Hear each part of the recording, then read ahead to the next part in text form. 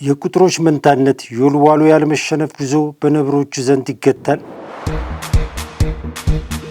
በደረጃ ሰንጠረዡ ላይ የአንድ ደረጃና የአንድ ነጥብ ብቻ ልዩነት፣ ሜዳ ላይ ሲገናኙ ግን ፍጹም አቻ መለያየት የማይወዱ ሁለት ታላላቅ ጥንካሬዎች ዛሬ ፊት ለፊት ይጋፈጣሉ። የኢትዮጵያ ፕሪሚየር ሊግ 35ኛ ሳምንት 14ኛ ደረጃ ላይ የሚገኘውን ሀዲያ ሆሳዕናንና 16ኛ ደረጃ ላይ የሚገኘውን ወልዋሎ ዓዲግራት ዩኒቨርሲቲን ያገናኛል።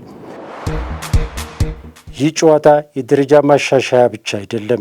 ሜዳ ላይ ልክ እንደ መስታወት ለተቀራረቡት ቁጥሮች ምላሽ የሚሰጥበት ታክቲካዊ አደባባይ እንጂ።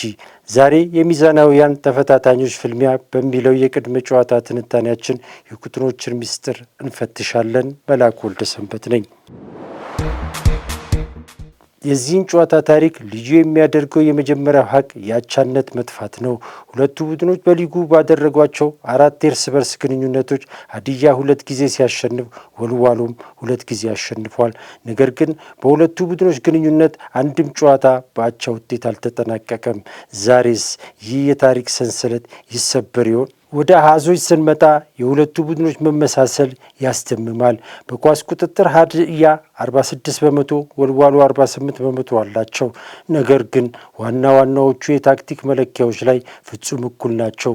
ሁለቱ ቡድኖች በጨዋታ በአማካኝ እኩል 6 የጎል ሙከራዎችን ያደርጋሉ፣ እኩል 15 የቅጣት ምቶችን ያገኛሉ። እንዲሁም መረባቸው ላይ እኩል 0.97 የጎል መጠን ይስተናገድባቸዋል። የፊት መስመር ውጤታማ ነታቸውን ቢሆን ሀዲያ 0.83 ጎል ሲያስቆጥር ወልዋሎ 0.86 ያስመዘግባል። ያገኙትን አጋጣሚ ወደ ጎል የመቀየር ብቃታቸውን ስንመለከት ደግሞ ሀዲያ 14 ከመቶ፣ ወልዋሎ 18 ከመቶ የሆነ ፍጹም ተቀራራቢ መሆኑ የጨዋታው ውጤት በጥቃቅን ስህተቶች ላይ የተመሰረተ እንዲሆን ያደርገዋል።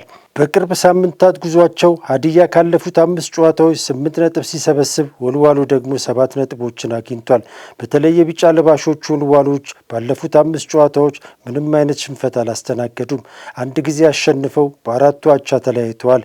ይህ ያለመሸነፍ ጉዞ ስነልቦና ዛሬ ትልቅ ስንቅ ይሆናቸዋል ተብሎ ይጠበቃል።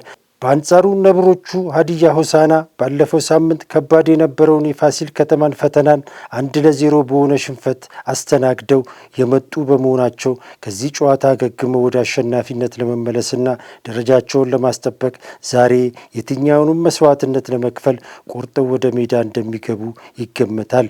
ያለበለዚያ ግን የቁልቁለት ጉዞ አደጋው ከባድ ይሆንባቸዋል። የሀዲያ የ31 በመቶና የወልዋሎ 37 በመቶ ክልሽት መኖሩም ተከላካዮቹ ዛሬ ብዙ እንደሚፈተኑ ማሳያ ነው።